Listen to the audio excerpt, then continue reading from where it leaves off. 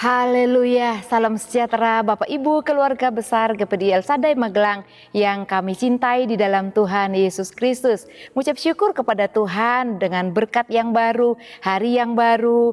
Sepanjang hari ini kita akan selalu menikmati kasih dan kemurahan Tuhan. Mari sama-sama kita buka firman Tuhan dalam Hosea pasal 14. Hosea pasal 14, saya akan membacakan beberapa ayat 2 sampai ayat 4. Demikian bunyi firman Tuhan tentang pertobatan dan janji. Bertobatlah hai Israel kepada Tuhan Allahmu, sebab engkau telah tergelincir karena kesalahanmu. Bawalah sertamu kata-kata penyesalan dan bertobatlah kepada Tuhan. Katakanlah kepadanya, ampunilah segala kesalahan sehingga kami mendapat yang baik. Maka kami akan mempersembahkan pengakuan kami. Asyur tidak dapat menyelamatkan kami. Kami tidak mau mengendarai kuda, dan kami tidak akan berkata lagi, ya Allah kami, kepada buatan tangan kami, karena engkau menyayangi anak yatim. Puji Tuhan Bapak Ibu Saudara yang terkasih dalam Tuhan. Judul renungan kita pada hari ini adalah kewajiban untuk bertobat. Kewajiban untuk bertobat. Di dalam kehidupan kita itu merupakan suatu kewajiban. Oleh karena itu pada hari ini kita akan sama-sama belajar tentang kebenaran firman Tuhan mengenai kewajiban untuk bertobat. Kewajiban kita sebagai umat Tuhan adalah bertobat. Kenapa? Di dalam Roma 3 ayat 23 dijelaskan bahwa semua orang telah berdosa dan telah kehilangan kemuliaan Allah. Oleh karena itu tanpa kecuali semua kita manusia maupun umat Allah yang sudah percaya harus senantiasa ada pertobatan di dalam kehidupan kita. Ada kewajiban untuk bertobat setiap hari. Pemulihan yang Tuhan lakukan di dalam kehidupan kita, karena dalam Roma 3:23 semua orang telah berdosa. Pemulihan yang Allah lakukan dalam kehidupan kita adalah Allah sendiri yang mengerjakannya, dan itu adalah hak Allah untuk Allah lakukan di dalam kehidupan kita. Tetapi bagian dari pertobatan itu sendiri adalah kewajiban saya, kewajiban kita semua. Dalam kehidupan kita maupun bangsa Israel Bapak Ibu, pada waktu itu ketika hidup dalam dosa atau pelanggaran terhadap firman Allah, hukum Allah, ketika mereka harus mengalami penghukuman, maka penghukuman memang sesuatu yang harus mereka jalani sebagai akibat atau konsekuensi dari perbuatan dosa yang mereka lakukan. Seperti yang kita baca dalam kisah surat Hosea ini, di mana Hosea menyerukan kepada bangsa Israel untuk bertobat, dan bangsa Israel kembali menyesali perbuatan-perbuatan mereka yang telah berdosa kepada Tuhan. Pada ayat 2 sampai ayat 4 yang kita telah baca bersama-sama, dikatakan agar ada penyesalan dan mengakui semua kesalahan mereka. Kesalahan tentang apa saja? Ada 3 hal dari ayat 2 sampai ayatnya yang keempat. Yang pertama, pengakuan atas kesalahan mereka karena mereka telah menduakan Allah, menyembah berhala. Mengakui kesalahan yang kedua, yaitu mereka akan mengakui kepada Tuhan bahwa mereka tidak akan mengandalkan kekuatan mereka atau kekuatan bangsa-bangsa lain yang mereka andalkan selama ini. Dan yang ketiga, mereka juga mengakui di hadapan Allah bahwa mereka akan bertobat di dalam penyiksaan yang mereka lakukan kepada orang yang lemah. Mereka harus menyesali segala perbuatan kesalahan dan dosa mereka di hadapan Tuhan. Itulah anjuran yang diberikan oleh Hosea kepada umat Israel. Dan Bapak Ibu Saudara yang terkasih dalam Tuhan, mengapa penting sekali untuk selalu didengungkan, diperdengarkan, diajarkan, diserukan tentang pertobatan ini. Mari bertobatlah, bertobatlah. Mungkin saya Bapak Ibu Saudara sudah berulang kali, baik melalui renungan 79, mendengarkan ajakan untuk bertobat. Kenapa? Karena pertobatan itu adalah kewajiban kita umat manusia, terlebih kita anak-anak Tuhan. Dan kewajiban kita untuk bertobat tidak hanya dilakukan satu kali.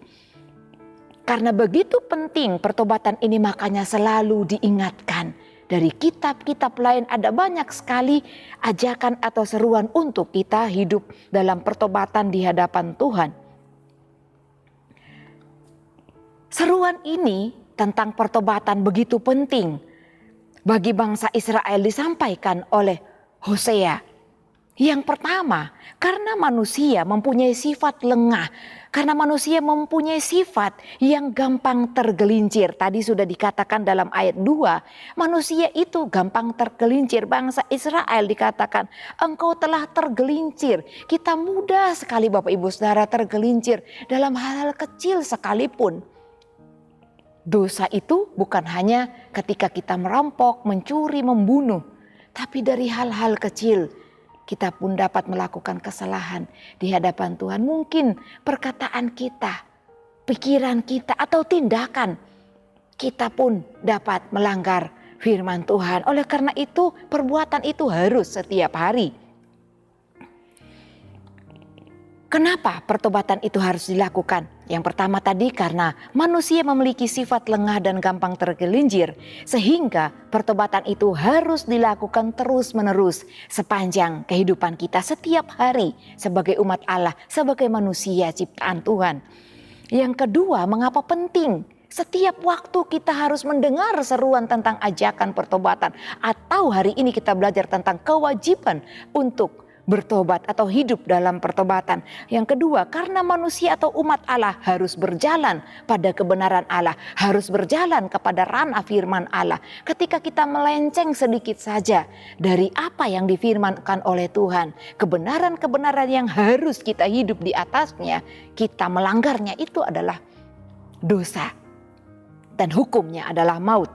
Dan faktor ketiga, mengapa pertobatan ini sangat penting untuk diperdengarkan, diserukan kepada umat Allah, baik ketika mereka hidupnya benar ataupun ketika mereka jatuh di dalam dosa. Yang ketiga, karena seluruh hidup orang percaya harus merupakan perwujudan kehendak Allah. Kehidupan saya, Bapak Ibu sekalian, harus merupakan perwujudan kehendak Allah. Artinya mencerminkan Kristus sendiri yang ada di dalam hidup kita. Oleh karena itu kita membutuhkan pemulihan, Bapak Ibu yang terkasih dalam Tuhan. Pemulihan dan kesucian hidup umat Allah adalah karya Allah sendiri di dalam kehidupan kita. Oleh karena itu setiap waktu kita patut bersyukur dan terus bertobat Bapak Ibu, ya, senantiasa merefleksi diri kita supaya kita jauh daripada hal-hal yang berbau dosa. Dan juga pertobatan adalah kewajiban manusia. Kalau pengampunan, penyucian hidup kita dari dosa adalah haknya Allah atau Allah yang dapat melakukannya kepada hidup kita. Namun pertobatan adalah kewajiban kita bersama-sama. Pemulihan dan perubahan hidup atau pembenaran hidup kita tidak akan terjadi apabila kita tidak pernah meresponi firman Allah yang sudah diperdengarkan kepada saya, Bapak Ibu Saudara. Kalau kita hanya mendengar dan lalu begitu saja, maka tidak akan ada perubahan dalam hidup kita, tidak akan ada pembenaran atau kesucian yang Tuhan lakukan dalam hidup kita. Kecuali dengan cara meresponi panggilan Tuhan. Dalam beberapa waktu yang lalu kita mendengarkan firman Tuhan yang disampaikan oleh Ibu Gembala tentang undangan. Responi undangan Tuhan untuk bertobat. Responi panggilan Tuhan untuk hidup dalam jalan kebenarannya. Dan ketika kita meresponi hal itu, marilah kita bertobat. Mengarahkan kehidupan kita hanya kepada Tuhan. Dan Allah telah melakukan kasih dan setianya kepada kehidupan kita melalui peristiwa kematian Tuhan Yesus Kristus. Dia telah menebus segala kesalahan dan dosa kita. Itulah pentingnya supaya kita menghargai karya Allah, dan karya Allah itu berguna bagi kehidupan kita. Tidak hanya Dia sudah menebus dosa kita, tapi tidak pernah kita rasakan apa yang Tuhan sudah kerjakan bagi saya dan Bapak Ibu Saudara sekalian. Tuhan memberikan pemulihan, ya, kita tadi belajar dalam Hosea ini dikatakan ada seruan tentang pertobatan dan juga janji. Ketika kita melakukan pertobatan di hadapan Tuhan, pemulihan yang Dia lakukan adalah pemulihan rohani kita. Dan yang kedua, Dia akan memulihkan juga jasmani kita, ekonomi kita, Bapak Ibu Saudara. Oleh karena itu Kalau kita mungkin dalam ekonomi mengalami lemah dalam hal itu, kita mungkin juga bisa terus tekun datang kepada Tuhan. Mungkin kesalahan kita bukan dosa dalam hal mencuri atau merampok dan lain-lain sebagainya. Tapi kesalahan kita mungkin kurang mendekatkan diri di hadapan Tuhan. Janji dalam firman Tuhan ini dalam pasal 14 dikatakan, pada ayat 5 sampai ayat yang ke-8 Bapak Ibu yang terkasih. Saya akan bacakan satu ayat saja dalam ayat 8. Ini tentang janji pemulihan secara jasmani atau ekonomi kita di hadapan Tuhan ketika kita mau bertobat. Ayat 8. Mereka akan kembali dan diam dalam naunganku dan tumbuh seperti gandum. Mereka akan berkembang seperti pohon anggur yang termasyur seperti anggur Libanon. Puji Tuhan, Allah menjanjikan pemulihan rohani kita, hubungan kita dengan Allah indah karena kita sudah dimurnikan. Karena kita sudah mau bertobat dan melakukan yang terbaik bagi Tuhan, yaitu hidup dalam kebenaran firman Tuhan. Dan bukan hanya itu, kita akan terima janji Allah. Kita akan diberkati baik jasmani maupun ekonomi, keluarga, rumah tangga, pribadi, usaha, pekerjaan, kita semua. Puji Tuhan, firman Tuhan dalam Kisah Rasul 17 ayat 30, kita sama-sama melihat kebenaran firman Tuhan ini. Kisah Para Rasul pasal 17 ayat 30, demikian bunyi firman Tuhan. Dengan tidak memandang lagi zaman kebodohan, maka sekarang Allah memberitakan kepada manusia bahwa di mana-mana semua mereka harus bertobat. Artinya dimanapun manusia berada, semua tanpa kecuali harus bertobat. Sehingga dapat memiliki, menikmati dan menerima janji Allah di dalam kitab Hosea pasal 14 ayatnya yang kelima dan sampai ayat 8. Dalam 2 Tawarik pasal 7 ayat 14 Bapak Ibu, ada banyak janji Allah bagi umat Tuhan atau manusia yang mau bertobat, yang mau mengasihi Tuhan. 2 Tawarik 7 ayat 14, demikian bunyi firman Tuhan. Dan umatku yang atasnya namaku disebut, merendahkan diri, berdoa dan mencari wajahku, lalu berbalik dari jalan-jalannya yang jahat, maka aku akan mendengar dari sorga dan mengampuni dosa mereka, serta memulihkan negeri mereka. Ada pemulihan ketika kita datang berseru memohon pengampunan Tuhan.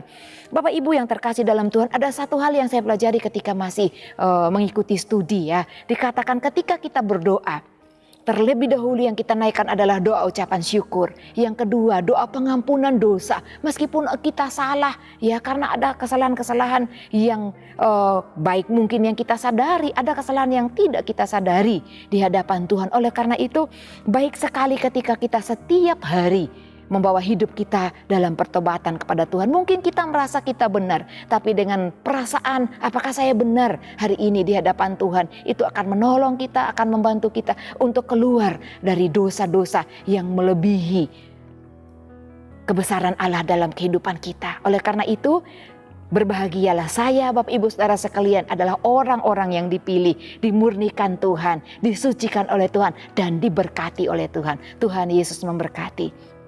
Terima kasih kepada Bapak Ibu Saudara yang telah mengikuti Renungan 79. Kiranya dapat menjadi berkat kita semua. Bagi Bapak Ibu Saudara yang ingin didoakan untuk pokok doa tertentu atau menceritakan kesaksian, baik mujizat kesembuhan, pemulihan dalam keluarga atau masalah pribadi dan lain sebagainya, Bapak Ibu dapat salurkan melalui chat WhatsApp di nomor 081 327 420 088. Mari kita tutup dalam doa. Bapa yang baik, Allah yang kami sembah, di dalam nama Tuhan Yesus Kristus, kami mengucap syukur Tuhan, Engkau begitu mengasihi kami. Engkau yang memanggil kami untuk kami bertobat dan kembali ke dalam pelukan kasih sayang-Mu. Ketika kami bertobat, Engkau Allah yang sangat baik, tidak hanya memulihkan kami, menyucikan kami kembali, tetapi Engkau mau menyucikan, bahkan memberkati kami dengan melimpah. Terima kasih Tuhan, ini kami umat-Mu yang mau hidup dalam pertobatan di dalam Engkau, dan kami percaya Engkau akan memberkati kami sesuai dengan janji firman-Mu. Dalam nama Tuhan Yesus kami berdoa. Haleluya. Amin.